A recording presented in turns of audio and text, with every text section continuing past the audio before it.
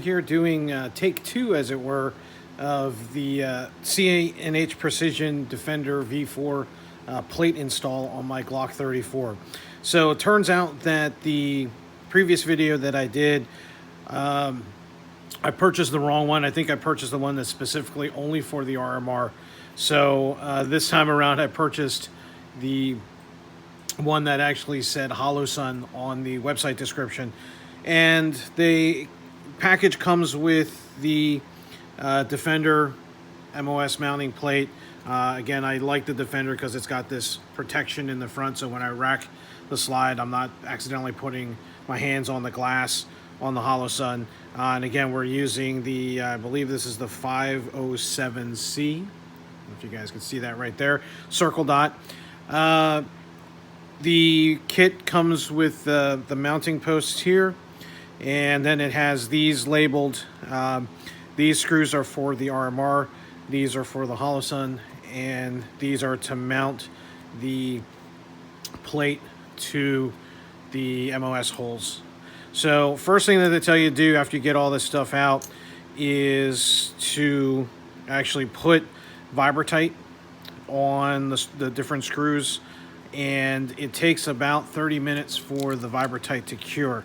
So I'm not going to keep the camera running for that, but I am going to go ahead. This bag, if you can see that, is marked hollow. This bag is marked RMR, so I'm going to be using these screws right here. I've got my Vibratite pack. This one looks still fairly liquid. Sometimes these sit on shelves for a while and they turn into a gel. I'm going to cut this open. It's going to goop out again like it did in the last video, so bear with me. And I'm just going to put a drop on all of those, and I'm going to let that sit for half an hour, and I will be back. All right, everybody, we're back. It's been about half an hour. So just so you guys know, this is the original Defender plate that I had done the original video on, and it does mount in, but you do notice that the angle's a little bit off right here. It kind of pushes back, whereas this version, see how there's no pressure from this piece right here. It just sits in, no pressure at all. So we're gonna work with this one here. First thing I got to do, I did put the mounting points in here already. Now we're going to go ahead and get this mounted to our MOS slide. So I get this plate to seat.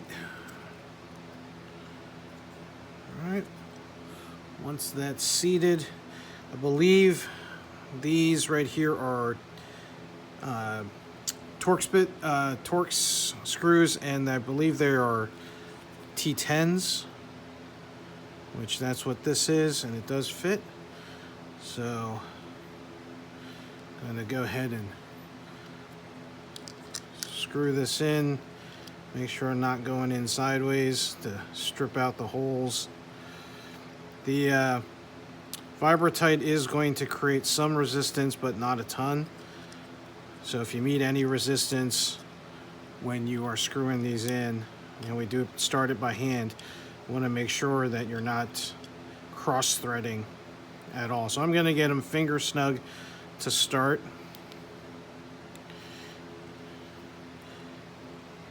And I'm going to put the second one in here.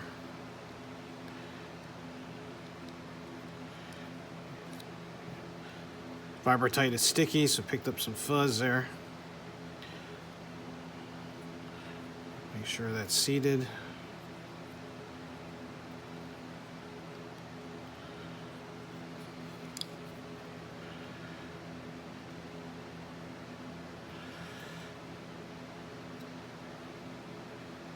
It would help if I had a normal size little Torx type wrench. I had one for the other video, and right afterwards I misplaced it on this mess of a work table. So I'm fighting here just using the bits. As you can see here, I gooped out some of that Vibratite just like in the other video. Unfortunately, I'm not real good with those types of sleeves. All right, you guys don't need to see me. Oh, I got it. Sorry, I was about to cut out the video and fight with this on my own. Actually, that might be cross-threaded. So I'll be back. I'm gonna get this in and I'll be back. All right, I'm back. That actually was not cross-threaded. The Vibratite actually was towards the cap part of the screw. So as I got to that part, it started getting tight, and it did feel like I was stripping it, but it is not stripped. So basically, they want it hand snugged, and then the directions tell you to make a witness mark of sorts here and do another quarter turn past that.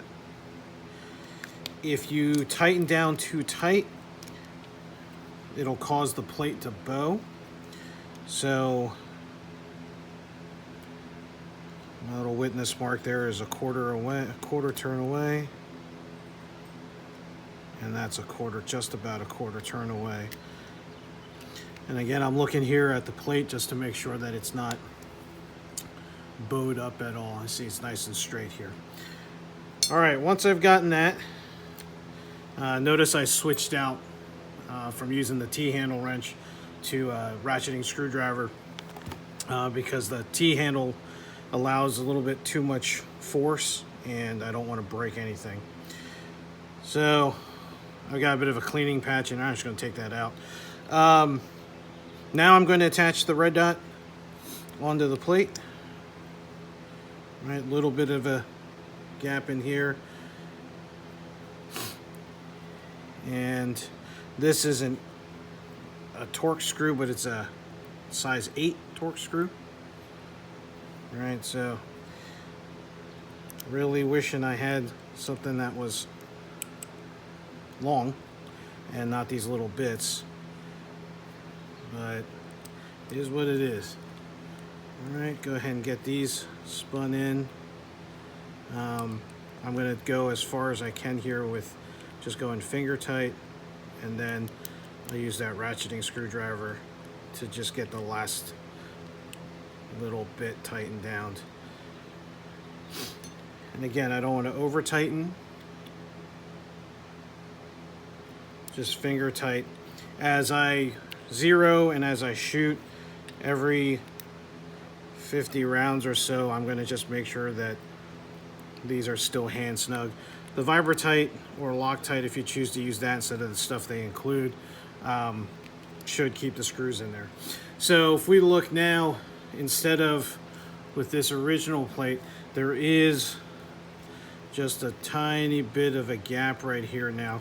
Still provides full protection, so I can rack off the front there, but there's no pressure being put on the site. And if I look inside here, I'm going to notice that there isn't any gaps at all. So little bit of daylight shining through here, but that means there's no pressure being put on the site itself. So that's it. That's how you install the C&H Precision Defender V4 plate for a Glock MOS using the Holosun 507. If you like this video, please go ahead and hit the thumbs up. We have a bunch of other videos, so it'd be great if you subscribe to the channel. Hit the bell notification there on your right to get notified of new videos when we post them. As always, stay safe, and we'll see you out on the range.